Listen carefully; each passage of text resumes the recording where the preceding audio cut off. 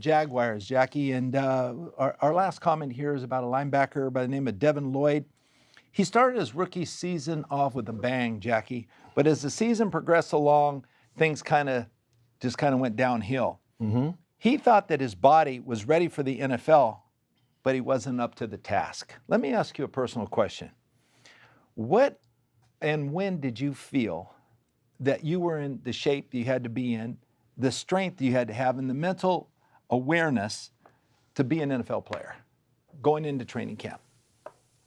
Well, I felt like I had that coming in as a rookie, Vince, but I had a rude awakening. You know, in the off seasons, my first 3 years, I would go back to Meridian, Mississippi, where I worked as a substitute teacher, and I would do that, you know, thinking that didn't know how long the NFL career was going to last and all, and I needed to pave way for my second opportunities in life. And so then about a month before I reported to training camp, I'd start my running and lifting and whatnot, and then I'd go there and I'd make the team, and I'd sit on the bench as a backup for 3 years. Well, my fourth season, I became a starter. And I did the same thing that offseason of the third year, maybe intensified it a bit. But when I came to training camp and I started being treated like a starter, thrown in there with grown men that had been playing in the National Football League for a number of years, and they were very well paid and very experienced, then it was a very humbling experience, Vince, because two things that I found out right away. The first thing was that my cardiovascular endurance to play the game and to compete at the number of plays, sometimes up to 70, 75 plays, maybe more times, at a very, very high level, I just didn't have it. I'd run out of gas. The second thing was my body was not accustomed to the rigors of the sport. The banging, the hitting, the knocking, the times you get knocked down, the times you knock a guy down, but it takes everything inside of you to get him on the ground. It's exhausting. It dries up your effort, it dries you up mentally, and it just takes a toll on you. And the other thing, Vince, after that season, I was as beat up physically as any other time in my career after my first year as a starter. From that point on, when the season was over, I'd take two and a half, 3 weeks off, and back in the gym I went. Another 2 weeks off, and then I started running. So I lifted and I ran and I lifted and I stopped. I stopped substitute teaching, that's for sure. Didn't have time to do that. But then I realized that there was a different level that the great competitors were competing at versus me as an upstart. And I felt like I had to get to that point. And I ultimately did. But it was not easy. Now, I was helped also, Vince, by the system. The system at that particular time, first we played 6 preseason games, and then later 4 preseason games. But what they did was it gradually introduced us to the rigors of the game. So as a starter, I would come in the first week and I'd play a whole quarter. Then they'd take me out. Then I'd play a quarter and a half. They'd take me out. Then I'd play a half. Then they take me out. Then I play a half and come back and play 2 series in the third quarter. So what they did was they gradually developed my cardiovascular endurance, my physical acumen to be able to handle the rigors of the sport. And so when the regular season started, I was ready to roll. And once I did that, over a period of time, now I got comfortable with it. And I knew where the different levels were my benchmarks. Now, that thing right there that I just shared with you is the major thing that puts me in a quandary about what's going on in the NFL today.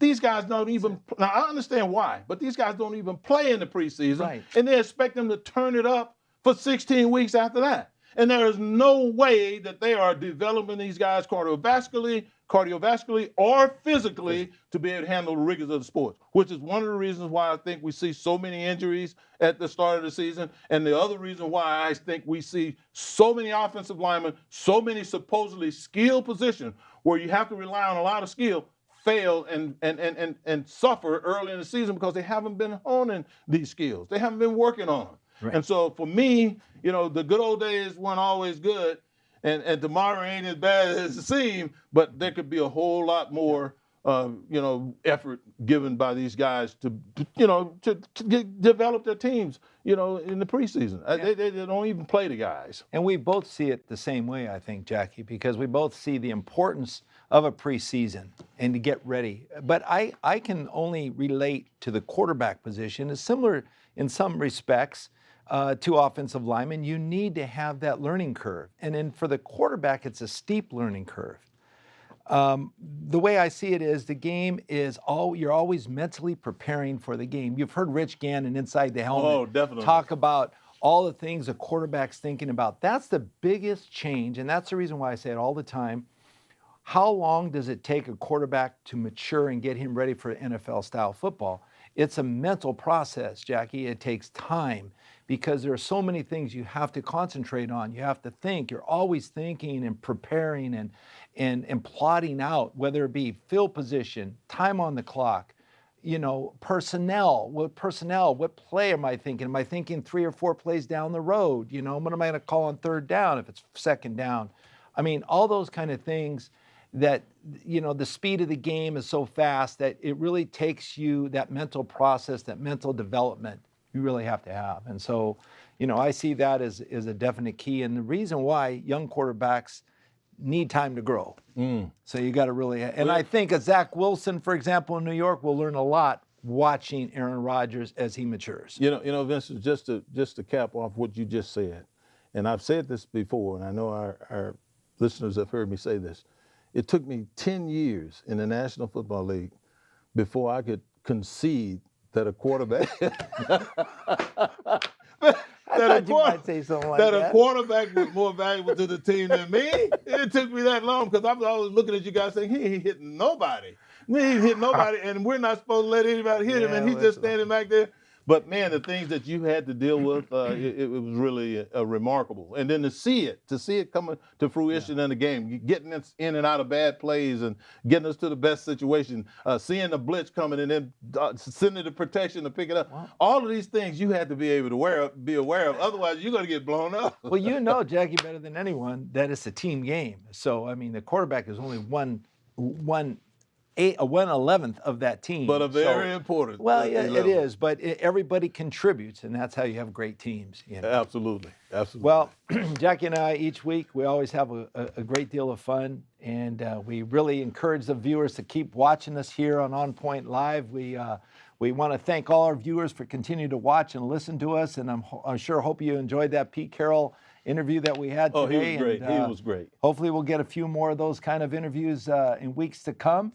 But we want to thank you all for listening. And remember to always follow us on Instagram at on.point.live. And they can also go to our website, onpoint.net. Right. And check us out. We're having a good time. Hope you guys can feel the energy. Vince and I were teammates for a long time. Got a lot of good buddies that we talk to all the time, but we just love doing what we're doing. And subscribe to our YouTube channel, OnPoint Live with Vince and Jackie. And so, till next time, Jackie, stay on point.